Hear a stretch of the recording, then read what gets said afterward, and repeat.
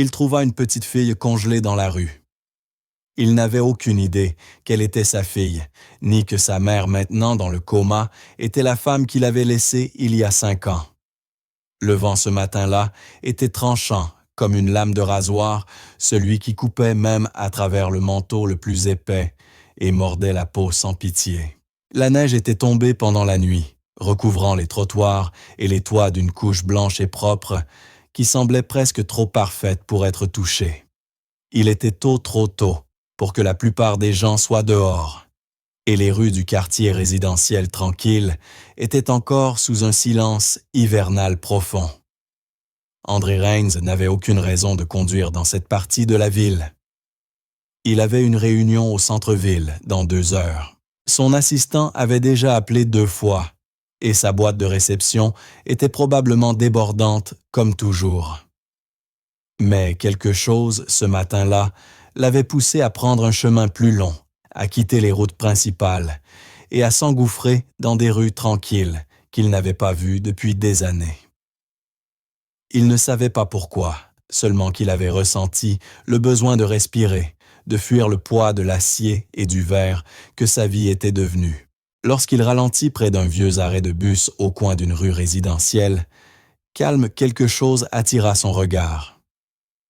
Quelque chose de petit orange et terriblement déplacé contre la neige. Au début, il pensa que c'était des déchets, un morceau de tissu abandonné ou un jouet d'enfant perdu. Mais en s'approchant, son sang se glaça. C'était un enfant, une fille allongée sans mouvement sur le sol glacé, repliée sur elle-même, comme si elle s'était effondrée et que personne ne l'avait remarqué. Sa robe orange et fine ne lui offrait aucune protection contre le froid. Ses cheveux blonds étaient emmêlés autour de son visage, partiellement recouvert de givre, et ses lèvres prenaient une teinte bleuâtre. André appuya brutalement sur les freins et ouvrit la porte. Il n'hésita pas. L'exécutif en lui, l'homme qui avait passé des années à bâtir un empire, disparut en un instant, ne laissant que l'instinct. Il courut vers elle, le cœur battant, et se laissa tomber à genoux dans la neige. Elle n'était pas inconsciente. Ses paupières frémissaient, sa respiration était faible, mais présente. Ses petits doigts tressaillaient, comme s'ils essayaient de s'accrocher à quelque chose qui n'était pas là. Il enleva son manteau et l'enroula autour de son petit corps, la protégeant du vent brutal, et la souleva dans ses bras. Son corps était terriblement léger, tout en os et en peau froide, et il pouvait sentir le froid qui émanait d'elle comme un avertissement. Alors qu'il la berçait contre sa poitrine, il murmura avec une voix qu'il n'avait pas entendue depuis des années. « Petite, ouvre les yeux. S'il te plaît, ouvre les yeux. » Elle ne répondit pas, mais elle bougea légèrement assez pour lui donner de l'espoir. Sans réfléchir, il la porta jusqu'à sa voiture, mit le chauffage à fond et appela le 911. Sa voix se brisa en donnant l'adresse à l'opérateur. Chaque seconde semblait durer une éternité. La neige si paisible quelques instants plus tôt semblait maintenant cruelle indifférente. Le monde continuait de tourner pendant que cet enfant était là seul, gelant oublié. Dans l'ambulance, André ne lâcha pas sa main. Les paramédics agissaient rapidement, l'enveloppant dans des couvertures thermiques, vérifiant ses signes vitaux, insérant des perfusions. Mais il resta à ses côtés. Quelque chose dans son visage le frappa quelque chose douloureusement familier, bien qu'il ne puisse pas le situer. Elle ressemblait à quelqu'un qu'il avait connu autrefois dans une autre vie. Il lui brossa les cheveux du front et observa sa poitrine se soulever et se baisser sous le masque à oxygène. À l'hôpital, il suivit son brancard à travers les portes automatiques sans hésiter. Les infirmières tentèrent de l'arrêter, lui demandant s'il était son père. Il ne répondit pas. Il ne savait pas ce qu'il était juste qu'il ne pouvait pas partir. Lorsqu'ils la transportèrent enfin aux urgences, il s'assit dans le couloir, les coudes sur les genoux, les mains serrées, le cœur battant d'une manière qu'il n'avait pas ressentie depuis qu'il était adolescent. Pas à cause des affaires ni de la perte, mais à cause de quelque chose de plus profond, primal, humain, terrifiant. Ce n'est qu'une infirmière qui revint posant doucement un clipboard sur la chaise à côté de lui, qu'il leva les yeux. Sa voix était douce. « Nous avons trouvé quelque chose, un nom. » Il parcourut la feuille et se figea. Emma Dubois, 5 ans. Mère Olivia Dubois. Aucun contact d'urgence indiqué. Aucun père enregistré. Le nom le frappa comme un coup au cœur. Olivia. Il n'avait pas entendu ce nom depuis 5 ans. Pas depuis qu'il l'avait laissé. Sans avertissement, sans clôture, juste un billet d'avion et un message de départ. Ils étaient jeunes et lui avaient soif de pouvoir d'argent, de contrôle. Il s'était éloigné de la seule chose réelle dans sa vie, parce que cela le faisait peur, parce qu'elle lui faisait ressentir trop de choses. Et maintenant, le voilà tenant un clipboard avec le nom d'une femme qu'il pensait ne jamais revoir. Assis dans un hôpital, pendant qu'une petite fille, qui pourrait bien être sa fille, luttait pour la chaleur et la respiration dans une chambre au bout du couloir. André Reigns, millionnaire, PDG, homme de costume parfait et de décision froide, se pencha en arrière dans sa chaise et fixa le plafond, la neige fondant toujours dans ses cheveux. Le monde venait de se déplacer sous lui, et rien ne serait jamais plus pareil. Les heures qui suivirent étaient lourdes de silence, et des bruits lointains, des machines résonnant dans les couloirs de l'hôpital. André resta dans la salle d'attente, en dehors de l'unité de soins intensifs pédiatriques. Incapable de rester immobile longtemps, il marcha lentement d'un côté à l'autre, ses chaussures laissant des traces humides sur le sol carrelé, tandis que la neige fondait sous ses semelles. Des infirmières passaient de temps en temps, lui adressant de brefs hochements de tête professionnels ou des regards discrets.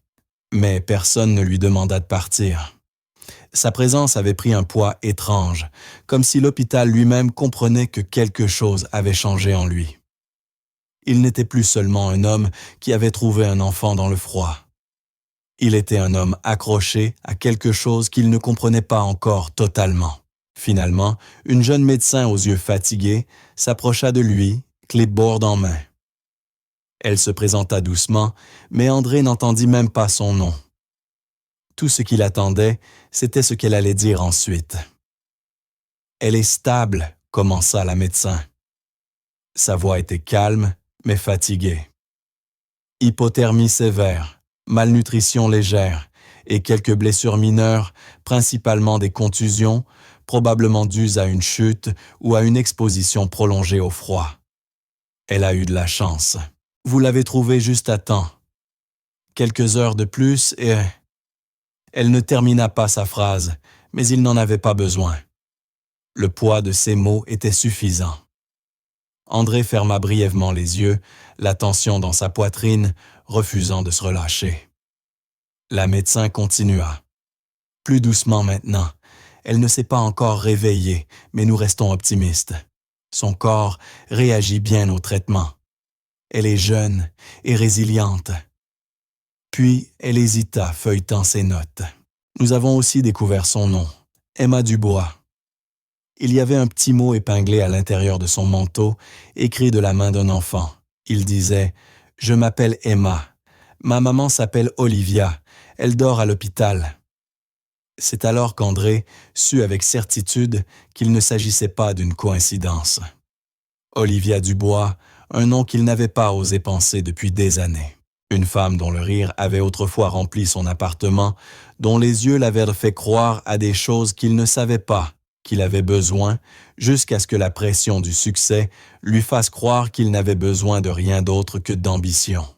Ils avaient été inséparables autrefois, des amoureux de l'université qui parlèrent de l'avenir comme si c'était une promesse. Mais lorsque sa société commença à décoller et que les investisseurs commencèrent à tourner autour, ils s'étaient éloignés. Les opportunités arrivaient vite et il courait vers elles sans se retourner. Un jour, il était dans son lit, à dessiner la forme de son épaule avec le bout de ses doigts. Et le lendemain, il était parti. Il n'avait même pas dit au revoir en personne. Il n'avait aucune idée qu'elle était enceinte. Il n'avait aucune idée qu'elle avait eu un enfant. Son enfant. La possibilité le frappa comme un coup physique. Son ventre se serra et l'air autour de lui sembla soudainement plus mince. Il voulut poser plus de questions à la médecin, mais les mots lui semblaient trop lourds, trop dangereux à prononcer. Alors, à la place, il murmura « Où est sa mère maintenant ?» La médecin jeta un coup d'œil à son dossier. Selon nos dossiers, Olivia Dubois a été admise il y a environ 4 semaines. Chirurgie d'urgence, suite à des complications liées à une appendicite perforée. Elle est tombée dans le coma peu après. Elle est actuellement en soins de longue durée au 3e étage. Aucun visiteur récemment. Elle n'a pas de famille enregistrée. Il semble qu'Emma ait été placée en famille d'accueil peu après qu'Olivia ait été déclarée médicalement non réactive. La gorge d'André se dessécha. L'image de la petite fille allongée dans la neige se précisa dans son esprit. Elle s'était échappée de la famille d'accueil, seule en hiver à la recherche de sa mère. La gravité de tout cela pesa lourdement sur ses épaules. Il n'avait pas seulement trouvé un enfant. Il avait trouvé une partie d'une vie à laquelle il s'était échappé, une vie qui avait continué sans lui en silence.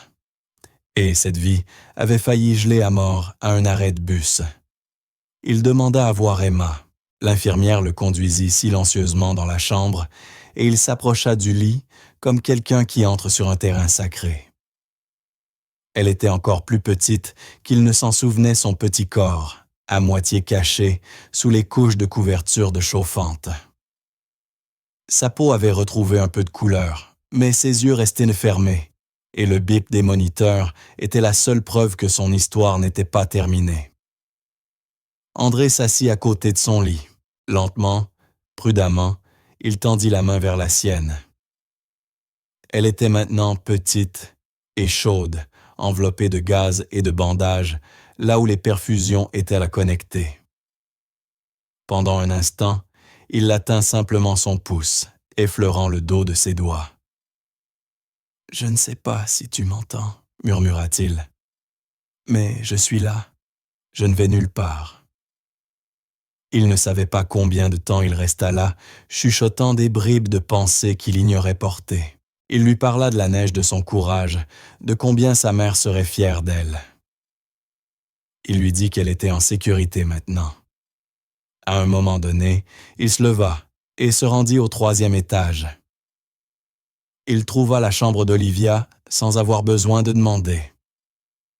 Quelque chose en lui le tira là-bas comme un aimant. Lorsqu'il entra, son souffle se coupa. Elle était plus maigre, plus pâle, son visage immobile, et d'une beauté saisissante, même dans l'inconscience. Les machines l'entouraient, respirant pour elle, la nourrissant là maintenant quelque part entre ce monde et l'autre. Il s'approcha incertain, comme si tout mouvement brusque pouvait briser le fragile silence de la chambre. Il regarda son visage et murmura son nom. Olivia. Elle ne bougea pas. Il s'assit tout comme il l'avait fait avec Emma, et la regarda. Le temps passa, des minutes, peut-être des heures. Il ne savait pas. Tout ce qu'il savait, c'était que tout avait changé. Peu importe la version de la vie qu'il avait menée, avant construite sur des contrats, des affaires et des chiffres, elle venait de se fissurer. Et maintenant, assis entre l'enfant qui pourrait être le sien et la femme qu'il avait laissée derrière André Reigns, se rendit compte que certaines décisions n'attendent pas éternellement pour être défaites. Certaines d'entre elles reviennent. Et cette fois, il n'allait pas fuir. Le matin suivant, le couloir de l'hôpital semblait différent. Il n'était ni plus lumineux, ni plus bruyant, mais l'air avait changé. Plus lourd comme le calme avant la tempête, ou l'immobilité avant une réponse attendue depuis longtemps. André Reigns se tenait devant la chambre d'Emma, une tasse en carton de café non touchée, se refroidissant dans sa main, observant les infirmières se déplacer d'une chambre à l'autre. Son esprit n'avait cessé de tourner toute la nuit. Après être resté en silence aux côtés d'Olivia pendant des heures, il retourna à un hôtel à proximité et fixa le plafond dans l'obscurité, rassemblant des fragments de mémoire avec la vérité insupportable du présent. Il était maintenant impossible de l'ignorer. Tous les signes menaient à une conclusion indiscutable. Emma était sa fille. Il avait autrefois été l'homme qui vivait pour la certitude, qui calculait le risque au point près, qui privilégiait la logique sur l'émotion et les faits sur les suppositions. Mais ce n'était pas un rapport trimestriel ou un contrat de fusion. C'était un enfant, une petite fille, qui avait affronté une nuit d'hiver glaciale pour retrouver une mère dans le coma, complètement ignorante que son père était à quelques kilomètres de là, marchant dans des costumes sur mesure et des chaussures bien cirées, aveugle à la vie qu'il avait contribué à créer. La honte s'accrochait à lui comme de la fumée inévitable et suffocante. Lorsqu'une infirmière sortit de la chambre d'Emma et lui fit un petit signe de tête, il était déjà en mouvement, son café abandonné sur le rebord de la fenêtre. À l'intérieur, les lumières étaient tamisées et un dessin animé passait doucement à la télévision. Bien qu'Emma ne regardât pas, elle était éveillée, les yeux à moitié clos, son corps encore frêle, sous les couches de couverture. Son regard se tourna lentement vers lui, d'abord incertain, mais pas effrayé. Elle le regarda de la même manière que les enfants regardent parfois les inconnus curieux sur la défensive et totalement innocents. Il s'approcha de son lit, discrètement, ses mains tremblant légèrement. Il n'avait pas préparé de discours. Il ne savait pas ce qu'on était censé dire à un enfant qu'on avait peut-être abandonné sans le vouloir. Au lieu de cela, il lui offrit un petit sourire et dit doucement « Salut Emma ». Elle cligna des yeux, puis regarda au-delà de lui, cherchant quelque chose, quelqu'un. « Où est ma maman ?» André sentit les mots le frapper comme un coup de poing, mais il garda une voix calme. « Elle repose encore, ma chérie. Elle devient plus forte chaque jour. » La lèvre d'Emma trembla légèrement, mais elle ne pleura pas. Elle le regarda à nouveau plus directement cette fois. « Es-tu l'homme avec le manteau ?» Il hocha la tête. « Oui, c'était moi.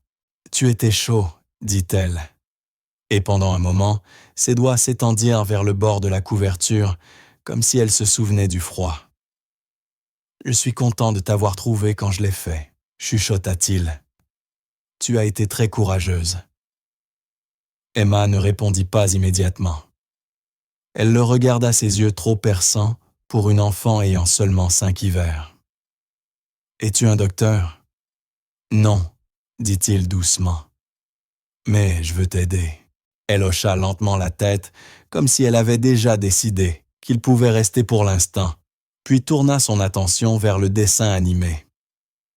Il s'assit à côté de son lit et resta silencieux, ne sachant pas si sa présence était réconfortante ou déroutante. Mais elle ne lui demanda pas de partir. Plus tard dans la journée, lorsqu'elle s'endormit à nouveau, André prit la décision qu'il avait évitée. Il programma un test ADN. C'était un processus simple, un prélèvement sur une joue, signé un formulaire. Mais pour lui, cela ressemblait à une ligne qu'il franchissait. Une fois qu'il recevrait la confirmation, il n'y aurait plus aucune ambiguïté. Il serait responsable non seulement légalement, mais dans le sens le plus profond. Moralement, émotionnellement, spirituellement, il serait un père. Les résultats arrivèrent plus vite que prévu. Moins de 72 heures. Un administrateur de l'hôpital lui remit l'enveloppe dans un dossier manille et il la fixa pendant plusieurs minutes dans sa voiture avant de l'ouvrir. Son cœur battait contre ses côtes comme s'il voulait s'échapper. Positif à 99%. Paternité biologique confirmée. Il resta figé, fixant le papier comme s'il pouvait changer s'il clignait des yeux. Mais non. Emma était sa fille. Les mots résonnèrent dans sa poitrine et pendant un long moment, il ne savait pas s'il devait rire ou pleurer. Cette petite fille, celle aux cheveux blonds et aux yeux vieux, était la sienne. Il ne l'avait pas su. Il ne l'avait pas été informé. Mais cela n'avait plus d'importance. Ce qui comptait désormais, c'était ce qu'il allait faire de cette connaissance. Il ne retourna pas à l'hôtel. À la place, il retourna à l'hôpital et trouva Sarah l'assistante sociale en charge du dossier d'Emma. Elle le salua avec la prudence habituelle de quelqu'un habitué aux conversations difficiles. Mais quand il lui parla des résultats du test, elle se radoucit. « Je veux prendre mes responsabilités, dit-il. Quelles que soient les démarches à faire, je ne vais nulle part. Pas cette fois. » Elle hocha lentement la tête. Elle a traversé beaucoup de choses. Vous devrez passer par le processus légal, bien sûr, et il y aura des questions, des vérifications de fond, des évaluations psychologiques, mais je vous aiderai. Et si vous êtes sérieux, je pense qu'Emma aura de la chance de vous avoir. André n'était pas habitué à ce qu'on lui dise ce qu'il pouvait ou ne pouvait pas faire. D'habitude, les portes s'ouvraient avant qu'il ne les atteigne. Mais cette fois, il accueillait le processus. Il voulait le mériter chaque morceau de celui-ci. Il visita Emma chaque jour. Il lui lut des histoires, lui apporta des livres et du matériel de coloriage, apprit comment elle aimait son jus de pomme, pas trop froid sans glace. Il s'assit à son chevet pendant qu'elle dormait et la surveillait comme un homme qui rattrapait le temps perdu, même s'il savait que cela ne serait jamais vraiment suffisant. Et chaque soir, après qu'Emma se soit endormie, il montait à la chambre d'Olivia. Elle n'était toujours pas réveillée. Ses mains restaient immobiles, ses lèvres sans mouvement, son corps suspendu dans l'équilibre fragile entre présence et absence. Mais il lui parlait quand même. Il lui raconta tout sur Emma, sur le test ADN, sur combien il était désolé. Et parfois, lorsque personne ne regardait, il lui tenait la main et fermait les yeux, espérant que quelque chose en elle puisse encore le sentir. Il ne savait pas ce qui allait se passer ensuite. Il ne savait pas si Olivia ouvrirait jamais les yeux, mais il avait fait son choix. Il était là et il ne partirait pas. L'hôpital était devenu un monde à part. Les jours perdèrent leur contour. Le temps s'écoulait d'une heure à l'autre, mesuré non pas par les horloges, mais par les rotations des infirmières, les horaires des médicaments et les bips doux des machines. La vie d'André avait autrefois été structurée par des échéances et des réunions à enjeux élevés. Maintenant, elle tournait autour des conversations dans les couloirs, des mises à jour des médecins et de la montée et de la descente d'une petite poitrine sous des couvertures chaudes dans une pièce tranquille. Emma se rétablissait lentement. Sa force revenait par vagues douces, pas d'un coup, mais par de petits signes des siestes plus longues. Au lieu de l'inconscience profonde, des joues plus pleines, un regard plus concentré dans ses yeux bleus brillants. Elle avait commencé à s'asseoir seule et à poser des questions qui tiraient sur le cœur d'André à chaque mot. Quand est-ce que ma maman va se réveiller? Pourquoi je ne me souviens pas de toi avant? Est-ce que je dois retourner dans l'endroit avec les murs gris?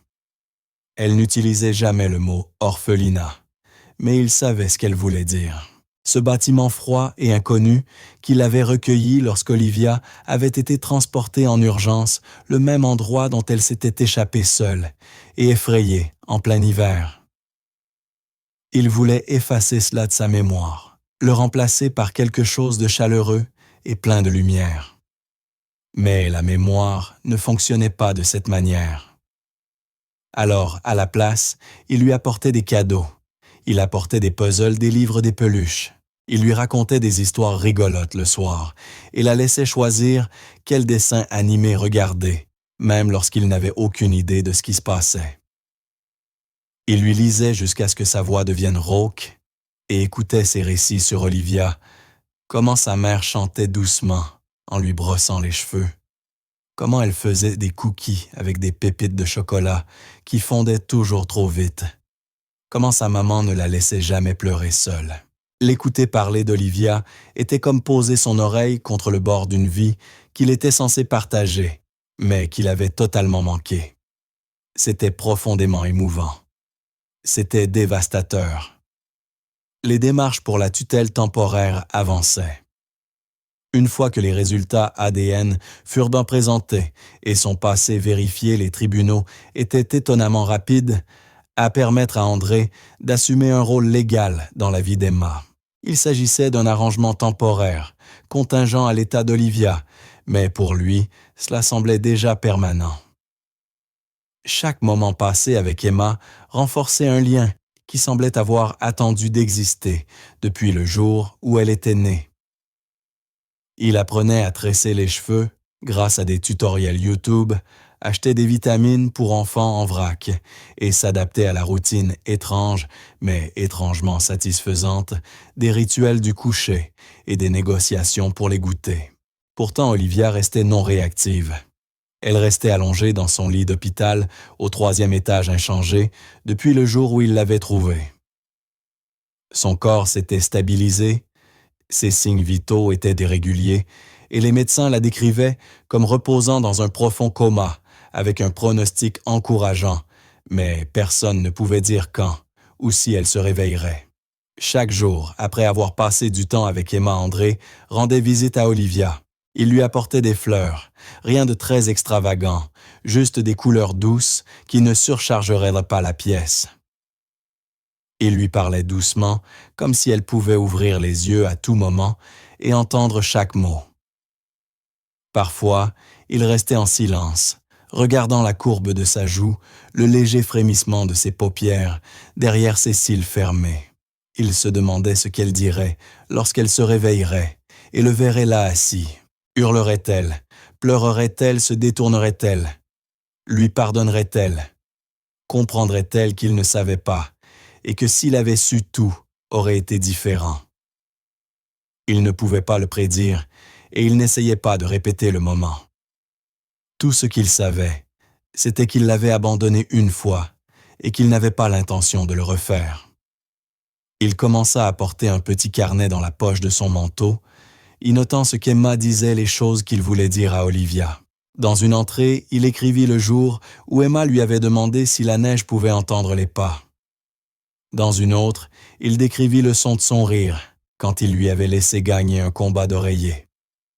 Entre ces instantanés, il y avait des excuses, des confessions brutes, et sans filtre, sur la manière dont il était parti, sur la peur qui l'avait rongé, et sur la façon dont aucun de ses succès n'avait eu de sens sans elle. Il n'avait jamais prévu de lui montrer le carnet. Il avait juste besoin d'un endroit où déposer le poids qu'il portait depuis 5 ans. Un après-midi, alors qu'Emma faisait une sieste et que le couloir était particulièrement calme, André s'assit près du lit d'Olivia et parla à voix basse, à peine plus fort qu'un murmure.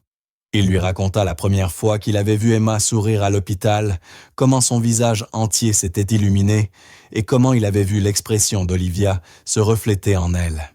Il lui parla du jour où les résultats étaient arrivés et de ce que cela faisait de lire la vérité sur le papier. Il avoua qu'il ne l'avait jamais vraiment cessé de l'aimer. Même lorsqu'il était parti, même lorsque l'ambition l'avait consumé, il y avait eu des nuits où il rêvait de la vie qu'ils auraient pu construire. Il termina par une promesse. Si elle se réveillait, si elle lui donnait une chance, il ne partirait plus jamais. Et puis, pour la première fois depuis son admission, quelque chose changea. C'était subtil, si léger qu'il faillit ne pas le remarquer, mais alors qu'il tendait la main pour ajuster le bord de sa couverture, il la sentit. Un frémissement.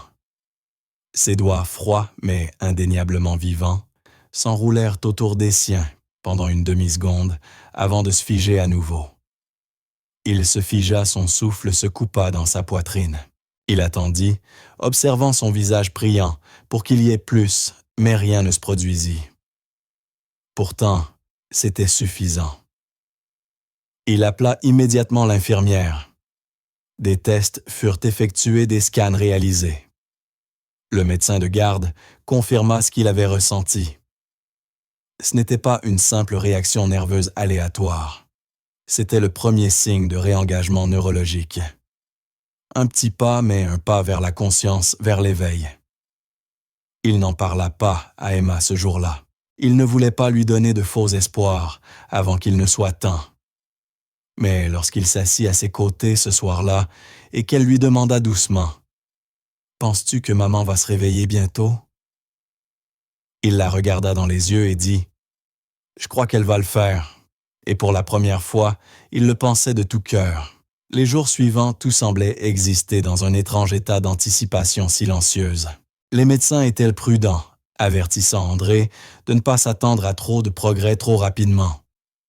Les patients dans le coma pouvaient rester dans un état de semi-conscience pendant des semaines, parfois des mois, avant de se réveiller complètement. Ce léger mouvement de la main pouvait n'avoir été qu'un frémissement dans le vide, une étincelle passagère. Mais André ne croyait pas cela. Il l'avait ressenti. Il avait senti la chaleur, la tension, la prise instinctive, aussi brève soit-elle. Et cela l'avait secoué plus profondément que n'importe quelle victoire ou échec professionnel. C'était un espoir brut et tremblant, pressant contre les bords de ce qui avait semblé être une attente sans fin.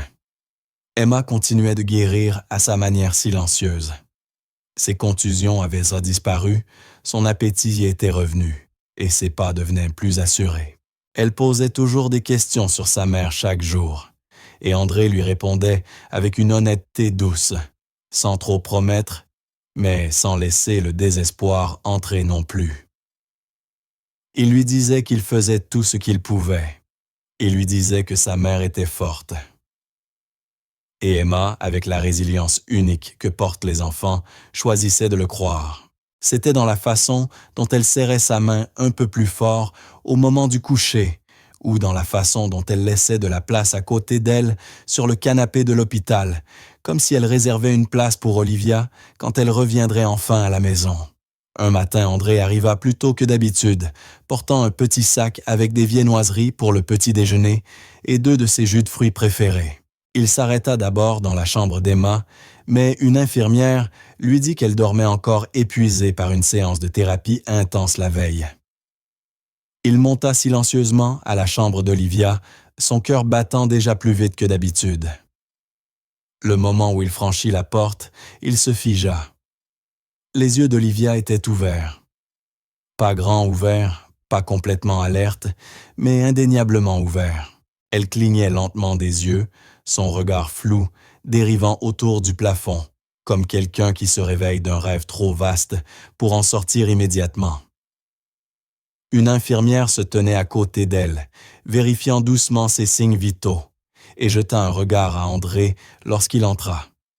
« Elle a ouvert les yeux il y a quelques minutes, » dit l'infirmière doucement en souriant. « Elle est groggy mais réactive. C'est un bon signe. » André ne bougea pas d'abord. Ses pieds semblaient ancrés au sol. Pendant si longtemps, cette chambre n'avait été qu'immobilité, comme un portrait figé du passé. Maintenant, ce portrait changeait. Il s'approcha. Sa voix se bloqua entre l'incrédulité et l'émerveillement. « Olivia, » murmura-t-il. Elle tourna lentement la tête, ses yeux rencontrant les siens. La reconnaissance arriva lentement comme un lever de soleil. Cela commença par de la confusion, puis un éclat de quelque chose de plus, quelque chose qui flottait entre la familiarité et la surprise. Ses lèvres s'ouvrirent légèrement, mais aucun son ne sortit. Il tendit doucement la main vers la sienne, comme si tout mouvement brusque pouvait briser ce moment. Ses doigts étaient maintenant chauds, et bien qu'elle fût faible, elle ne se retira pas. « Tu es éveillé, » dit-il, sa voix chargée d'émotion. « Tu es vraiment éveillé. » Elle cligna encore des yeux. Ses lèvres bougèrent, essayant de former des mots, mais c'était trop tôt. L'infirmière le rassura, lui disant que c'était normal que la parole mettait souvent du temps à revenir après une période d'inactivité aussi longue. Olivia essaya à nouveau, et cette fois, le plus faible des murmures s'échappa. « Emma », André hocha la tête rapidement. « Elle va bien, elle est en sécurité. Je l'ai trouvée. Elle est juste au bout du couloir. » Des larmes s'accumulèrent dans les yeux d'Olivia, se répandant lentement à mesure que son corps commençait à assimiler la vérité dont elle avait été privée. André se pencha et lui écarta une mèche de cheveux de son front. Il ne savait pas quoi dire d'autre. Il y avait trop de choses, trop de temps, trop de douleurs, trop de non-dits. Mais rien de tout cela n'avait d'importance maintenant. « Elle te manque tellement », dit-il doucement. « À nous deux. » Dans les heures qui suivirent, les médecins surveillèrent Olivia attentivement. Sa réactivité augmentait. Elle ne pouvait pas encore parler en phrases complètes, mais ses yeux suivirent les gens dans la pièce. Elle hochait la tête en réponse aux questions. Elle serrait la main d'André avec plus de certitude. C'était comme si un barrage avait cédé et la personne qu'elle avait été commençait lentement à émerger à travers l'inondation. Quand André se rendit enfin à la chambre d'Emma pour lui annoncer la nouvelle, son visage tout entier s'illumina d'une joie si pure qu'elle lui brisa le cœur. Elle sauta du lit oubliant complètement son petit lapin en peluche et attrapa sa main avec les deux siennes. « Est-ce que je peux la voir maintenant ?» demanda-t-elle. Il se pencha pour que leurs yeux soient au même niveau. Elle se repose encore. Elle ne peut pas beaucoup parler pour le moment. Mais oui, tu peux la voir. Emma ne courut pas devant. Elle marcha lentement à ses côtés, serrant ses doigts comme une bouée de sauvetage, comme si elle avait peur que si elle lâchait, Olivia se réveille et réalise que tout cela n'était qu'un rêve. Lorsqu'ils entrèrent dans la chambre d'Olivia, l'air sembla encore une fois changer. Olivia tourna la tête en entendant la porte s'ouvrir, et lorsqu'elle vit Emma, ses yeux se remplirent à nouveau de larmes. Cette fois, elles n'étaient pas dues à la confusion ou à la douleur. Elles venaient de la reconnaissance de l'amour. Emma lâcha la main d'André et s'approcha du lit. Elle ne parla pas. Elle tendit simplement la main et toucha les doigts de sa mère. Olivia, avec toute la force qu'elle pouvait rassembler, serra ses doigts. Ce fut la plus petite des retrouvailles, sans paroles dramatiques, sans musique forte, sans embrassades effusives. Mais dans cette chambre, dans ce moment silencieux, quelque chose qui avait été brisé commença à guérir. André recula et les regarda le cœur serré, d'une manière qui se sentait bonne, qui se sentait humaine. Il ne savait pas ce qui allait se passer ensuite. Il ne savait pas comment Olivia réagirait à sa présence une fois qu'elle aurait retrouvé toute sa force, ni comment il naviguerait à travers les 5 années perdues entre eux. Mais une chose était sûre, il serait là. Peu importe ce qui allait se passer, il ne repartirait pas. André n'avait jamais imaginé que la guérison puisse être aussi lourde. Avec Olivia réveillée mais encore fragile, et Emma qui retrouvait des forces jour après jour, il se retrouva pris entre deux mondes émotionnels. L'un était léger, rempli des petites joies de la paternité, des livres de coloriage des rires, au coucher des questions sur les étoiles et les rêves, et sur le fait de savoir si les écureuils avaient des amis. L'autre était fait d'attentes suspendues, de conversations inachevées, avec les yeux d'Olivia, le regardant en silence, alors qu'elle luttait pour revenir de l'obscurité. Les médecins étaient insatisfaits de ses progrès. Elle se rétablissait plus vite que prévu, son discours revenant petit à petit et son corps retrouvant de la force. Mais la distance émotionnelle entre eux était toujours aussi grande. Olivia ne se fâchait pas, elle ne criait pas, ne l'accusait pas, ni même ne pleurait lorsqu'il lui expliqua doucement, prudemment, ce qui s'était passé pendant les années où ils s'étaient séparés. Mais le silence qu'elle lui offrait était presque pire.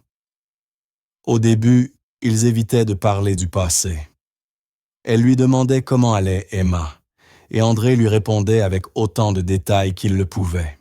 Elle lui demandait quel temps il faisait, combien de temps elle avait été inconsciente, à quoi ressemblait l'emploi du temps à l'hôpital.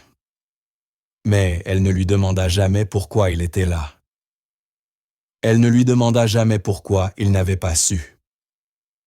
Et cette absence de questions planait entre eux comme une porte verrouillée que personne n'osait toucher.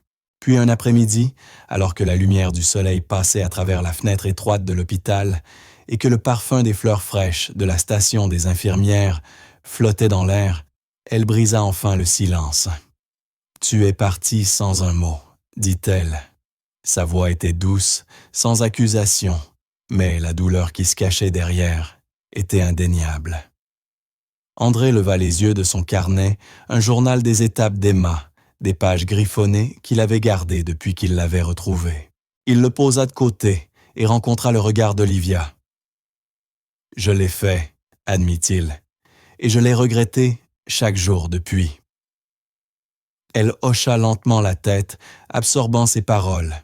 « Je pensais que j'avais fait quelque chose de mal, que je n'étais pas assez. J'ai attendu que tu appelles.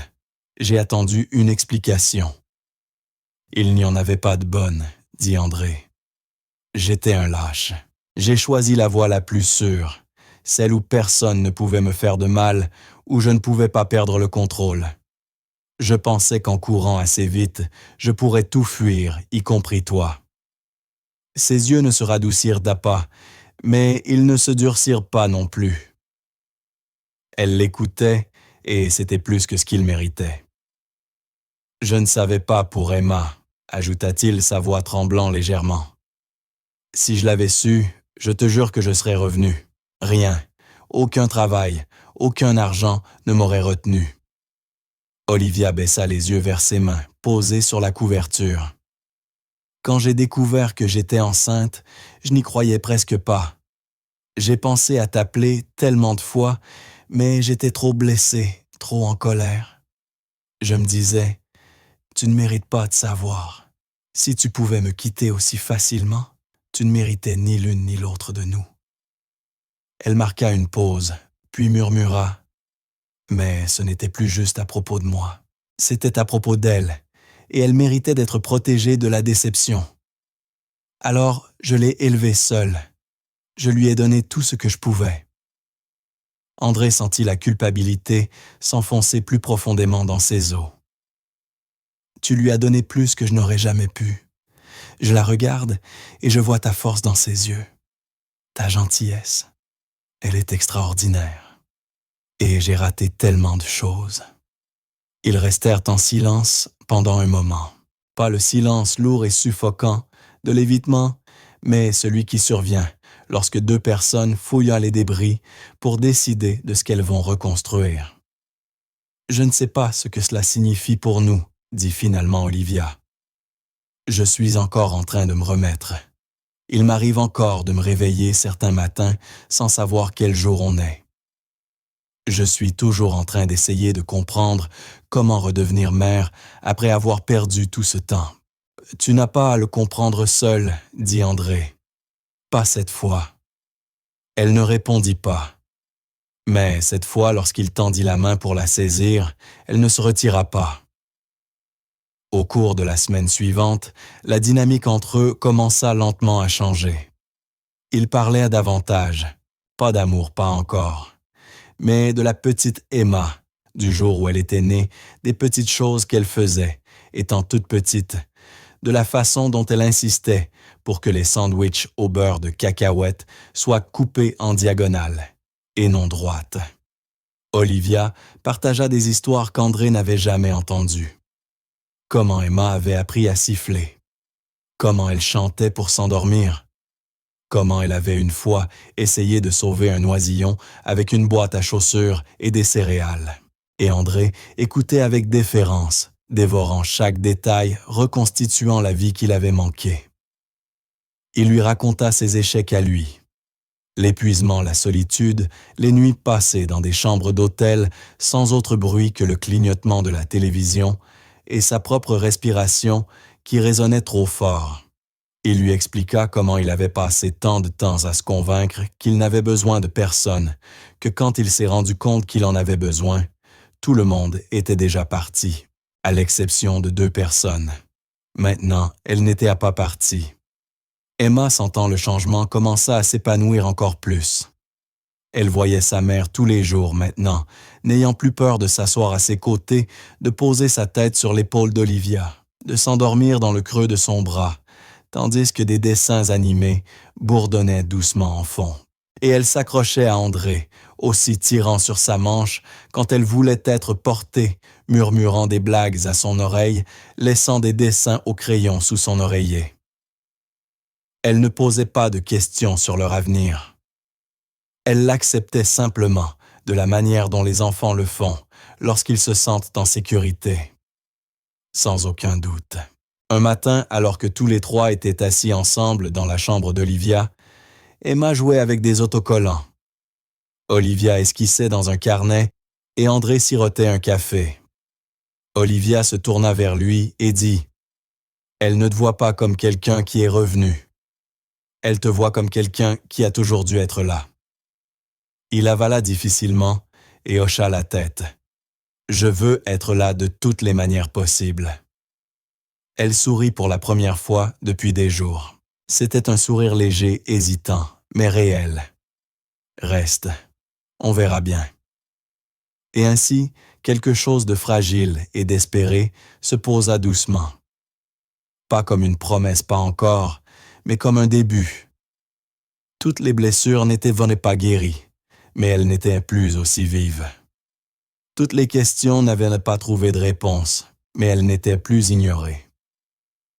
Pour la première fois en 5 ans, ils ne se tenaient plus aux deux extrémités d'un chemin brisé.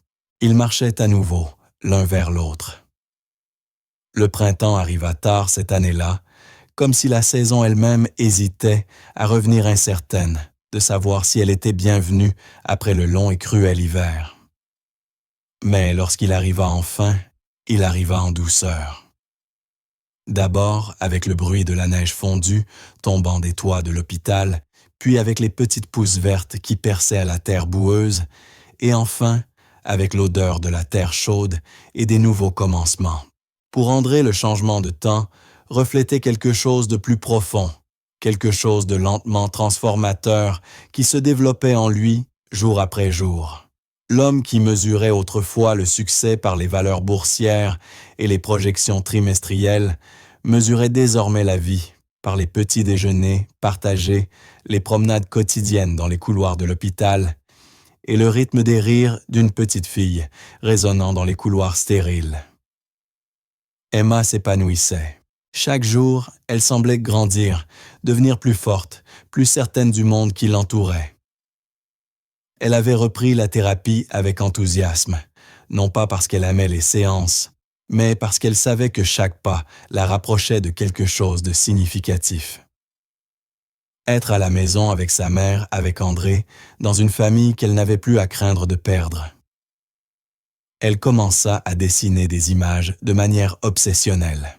Des images de 3 personnes, un homme aux cheveux bruns et un manteau bleu, une femme aux longs cils et aux yeux brillants, et une fille en robe jaune qui se tenait toujours entre eux tenant les 2 mains. Elle les colla sur les murs de la chambre d'Olivia à côté des cartes de vœux et des bouquets de fleurs. Olivia ne les enleva jamais. Olivia aussi s'améliorait à un rythme qui étonnait le personnel médical. Bien que ses muscles soient encore faibles et que sa parole se fatigue parfois facilement, elle était pleinement consciente, pleinement présente et pleinement elle-même d'une manière qu'André n'avait pas osé espérer. Elle avait repris la physiothérapie avec une détermination tranquille. Son esprit était concentré sur la récupération, non seulement pour elle-même, mais pour Emma. Il y avait des jours difficiles, bien sûr. Des jours où ses mains tremblaient trop pour tenir une cuillère, ou quand la frustration voilait son regard habituellement patient, mais elle n'abandonnait jamais. Pas une seule fois. Et pour sa part, André ne la laissa jamais se sentir seule. Il était présent à chaque séance. Il apportait du café, l'aidait avec les papiers, prenait des notes pendant les rendez-vous, et se tenait silencieusement au fond de la pièce, pendant qu'Olivia réapprenait des gestes qu'elle tenait pour acquis. Parfois, il amenait Emma avec lui, et ensemble, ils applaudissaient, après chaque petite avancée, l'encourageant comme si elle venait de courir un marathon. Ce n'était pas dramatique, Et ce n'était pas rapide, mais c'était constant. Un rythme commençait à se former entre eux, pas comme des amants, pas encore, mais comme quelque chose d'indéniable, un lien réparé et reforgé. Puis arriva le jour où les médecins les amenèrent dans la salle de consultation et annoncèrent à Olivia qu'elle allait être sortie de l'hôpital. La pièce tomba dans un silence après ces mots. Sortie. Cela aurait dû être un moment de joie, une célébration. Mais pour Olivia, cela apporta une vague d'émotions complexes. Après des mois passés allongés dans un lit d'hôpital, rêvant de liberté, le monde extérieur semblait soudainement accablant. Son appartement avait été loué pendant son coma. L'aide gouvernementale qu'elle avait reçue en tant que mère célibataire couvrait à peine les factures médicales qui flottaient au-dessus d'elle, comme une ombre. Elle n'avait ni revenus, ni plan, et aucune idée claire de ce qui allait suivre. André le savait. Il avait travaillé en coulisses pendant des semaines, parlant avec son équipe juridique, ses conseillers financiers et même Sarah, l'assistante sociale, qui s'occupait du dossier d'Emma. Il ne voulait pas imposer, et il ne voulait certainement pas qu'Olivia se sente redevable. Mais il avait pris une décision. Il allait leur offrir un foyer, pas par culpabilité, mais par amour. Et plus que cela, parce que cela lui paraissait juste. Parce que rien dans sa vie n'avait jamais eu autant de sens. Alors ce soir-là, après qu'Emma se soit endormie, blottie entre eux sur le canapé de l'hôpital et que les infirmières aient tamisé les lumières, André se tourna vers Olivia et lui fit doucement la proposition. « J'ai réfléchi, » dit-il calmement, sans la regarder directement au début. « Tu n'as pas à t'inquiéter de l'endroit où tu vas vivre ou de comment tu vas recommencer. J'ai bien plus que l'espace nécessaire. J'ai déjà parlé à mon avocat. J'ai mis à jour mon testament. J'ai ajouté Emma comme héritière légale. Et je suis prêt, totalement prêt, à vous donner tout ce que j'ai. Pas par charité, pas par pitié, mais parce que je l'aime et parce que je... » Il s'arrêta. Les mots se bloquèrent dans sa gorge. Il ne les avait pas prononcés depuis des années. Pas à personne, pas même à lui-même. Olivia le regarda, son expression indéchiffrable, puis se laissa tomber contre l'oreiller, fermant les yeux un long moment. Lorsqu'elle parla enfin, sa voix était basse mais stable. « Je ne veux pas être quelqu'un que tu sauves, André. »« Je sais, » répondit-il instantanément. « Et tu n'es pas cela. Tu ne l'as jamais été. Mais tu es quelqu'un que j'ai laissé derrière moi, et quelqu'un pour qui je suis prêt à me battre, si tu me laisses toi faire. » Elle se tut à nouveau. Puis elle ouvrit les yeux et dit quelque chose qu'il n'avait pas anticipé. « Viens avec nous. » Il cligna des yeux. « Quoi? » « Quand nous quitterons cet hôpital, » dit-elle lentement. « Je ne veux pas entrer dans ton monde. Je ne veux pas avoir l'impression qu'on recommence à l'intérieur de quelque chose que tu as déjà construit sans nous. Je veux qu'on construise quelque chose de nouveau ensemble, sur un terrain neutre.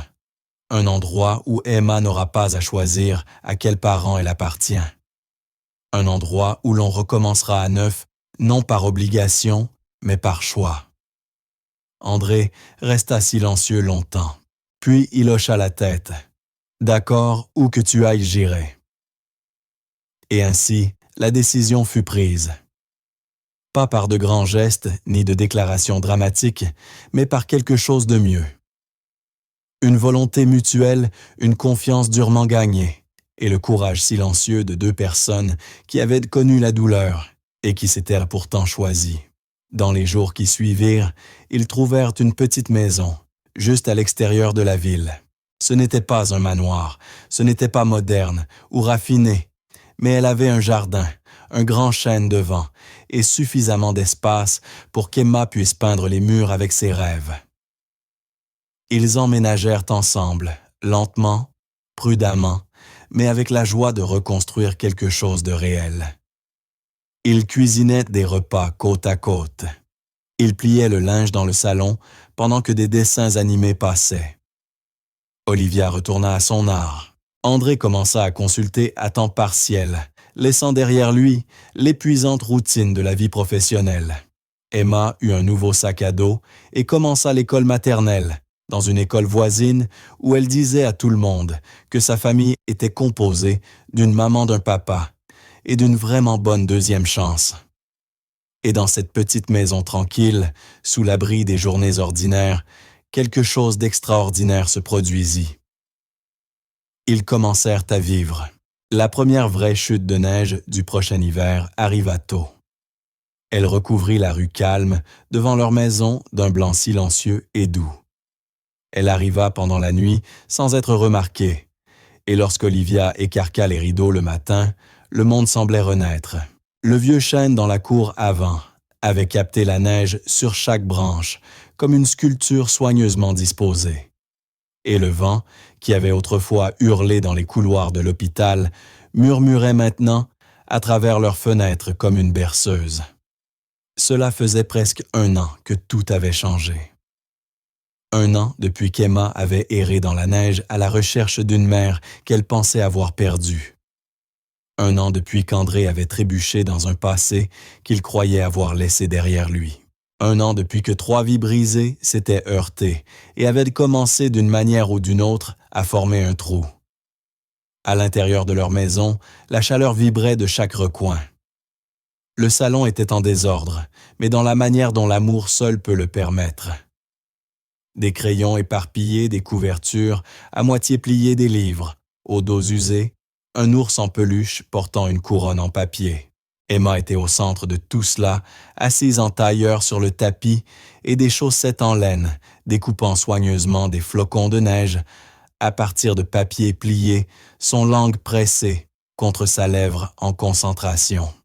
Olivia la regardait depuis l'encadrement de la porte, un sourire silencieux tirant sur le coin de sa bouche. Elle marchait encore avec une légère claudication due au dommage musculaire, mais l'étincelle dans ses yeux était revenue depuis longtemps, et son rire aussi bas et facile, celui qui atteignait le cœur même de la pièce. André entra de la cuisine, tenant 3 tasses de chocolat chaud de la vapeur, s'élevant au-dessus des guimauves, comme une douce fumée. Il en donna une à Olivia, puis s'agenouilla à côté d'Emma, lui écartant une mèche de cheveux du visage avant de lui passer la plus petite tasse déjà refroidie, juste assez pour qu'elle puisse la boire en toute sécurité. Elle lui sourit largement, se penchant vers lui, sans un mot reposant brièvement sa tête contre son épaule. Ce moment, aussi simple soit-il, portait le poids de chaque étape qu'ils avaient franchie pour arriver ici. Plus tard dans la soirée, alors que le crépuscule peignait la neige de nuances de lavande et d'or, ils sortirent ensemble pour une promenade. Emma était emmitouflée dans un manteau orange épais, de la même couleur que celui qu'elle portait quand André l'avait trouvé, bien que celui-ci fût neuf chaud et choisi par elle-même. Olivia portait l'écharpe d'André et il ne fit pas semblant de vouloir la récupérer. Ils marchèrent lentement. Emma sautillant en avant pour laisser des traces dans la neige, se retournant de temps en temps pour les appeler à la suivre. Alors qu'ils traversèrent la rue, ils passèrent devant des maisons familières, des voisins qui leur faisaient maintenant signe et souriaient, qui avaient appris leur nom et les avaient accueillis comme une partie de la communauté. Parfois, André avait l'impression que tout cela était irréel. Il y avait des moments où il se réveillait en plein milieu de la nuit et n'arrivait pas à croire que cette vie était réelle. Qu'il ne l'avait pas rêvée dans une suite d'hôtels ou une salle de conférence d'un gratte-ciel. Mais chaque matin, le bruit des pieds d'Emma courant dans le couloir, ou le chant d'Olivia dans la cuisine lui rappelait que c'était bien réel. Et c'était le sien. Ce soir-là, après le dîner, et un jeu de société qui se termina par des éclats de rire d'Emma au point qu'elle faillit tomber de sa chaise. André s'assit dans son bureau, en feuilletant le carnet qu'il avait gardé de l'hôpital. Il était maintenant usé, la couverture, pliait les pages douces au coin, mais il ne pouvait pas se résoudre à le jeter. C'était le récit de son retour vers les gens qu'il n'aurait jamais dû quitter. En tournant chaque page, il se souvenait de la peur, de la culpabilité, du désespoir, mais aussi de l'espoir minuscule au départ, puis grandissant constant, comme la lumière dans les yeux d'Olivia quand elle regardait Emma. Olivia entra silencieusement, tenant 2 tasses de thé. Elle déposa une tasse à côté de lui et se blottit dans le fauteuil, en face de lui, son expression douce. « Tu écris toujours dedans ?» demanda-t-elle en hochant la tête vers le carnet. Il sourit faiblement. « Moins qu'avant. Ces jours-ci, je n'ai plus besoin de rappel, mais j'aime savoir qu'il est là. Il me rappelle combien de chemins nous avons parcourus. » Elle hocha lentement la tête, traçant le bord de sa tasse avec un doigt. « Est-ce que tu te demandes parfois ce qui serait arrivé si les choses s'étaient passées autrement? » « Tout le temps, avoua-t-il. Mais j'essaie de ne pas y rester trop longtemps. Je pense que si on n'avait pas traversé tout ça de la façon dont on l'a fait, peut-être qu'on ne serait pas prêt maintenant pour ça pour nous. » Elle croisa son regard, et dans le silence qui s'installa entre eux, quelque chose de vieux et de nouveau se déplia en même temps. Il y avait eu de la douleur. Il y avait eu de la distance. Mais maintenant, il y avait un choix. Il y avait du pardon. Il y avait de l'amour. « Je n'ai jamais pensé que je te ferais à nouveau confiance, » murmura-t-elle. « Je n'ai jamais pensé que j'aurais la chance de la mériter, » répondit-il. Elle se leva de son fauteuil et traversa la pièce pour venir à lui posant sa main contre sa joue. Il se pencha dans son toucher, fermant les yeux, et pour la première fois depuis ce jour neigeux à l'hôpital, il ressentit le poids complet de la rédemption. Non pas comme un cadeau, mais comme quelque chose qu'il avait dû conquérir et qu'il avait enfin trouvé. Dans le couloir, la voix d'Emma s'éleva en protestation somnolente contre l'heure du coucher. Et ils rirent tous les deux doucement, restant là ensemble, unis dans le petit chaos de la famille. Ils n'avaient pas besoin d'une fin parfaite. Ils n'avaient pas besoin que chaque cicatrice soit effacée. Ce qu'ils avaient, c'était quelque chose de meilleur. La vérité, la guérison, et ce genre d'amour qui grandit non pas malgré les morceaux brisés, mais à cause d'eux. Et alors que la neige continuait de tomber dehors, recouvrant le monde d'une promesse tranquille à l'intérieur de cette maison, construite non pas de briques, mais de secondes chances, ils étaient entiers.